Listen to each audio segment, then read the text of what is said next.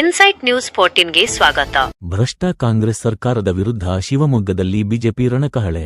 ರಾಜ್ಯ ಕಾಂಗ್ರೆಸ್ ಸರ್ಕಾರದ ಭ್ರಷ್ಟಾಚಾರದ ವಿರುದ್ಧ ಈಗ ಮಲೆನಾಡಿನ ಹೆಬ್ಬಾಗಿಲು ಶಿವಮೊಗ್ಗದಲ್ಲಿ ಪ್ರತಿಭಟನೆಯ ಜ್ವಾಲೆ ಎದ್ದಿದೆ.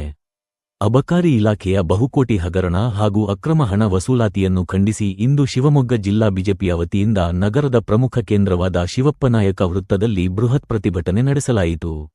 ಅಬಕಾರಿ ಇಲಾಖೆಯಲ್ಲಿ ನಡೆದಿದೆ ಎನ್ನಲಾದ ಲೂಟಿಗೆ ನೈತಿಕ ಹೊಣೆ ಹೊತ್ತು ಅಬಕಾರಿ ಸಚಿವರು ತಕ್ಷಣವೇ ತಮ್ಮ ಸ್ಥಾನಕ್ಕೆ ರಾಜೀನಾಮೆ ನೀಡಬೇಕು ಎಂದು ಬಿಜೆಪಿ ನಾಯಕರು ಗುಡುಗಿದ್ದಾರೆ.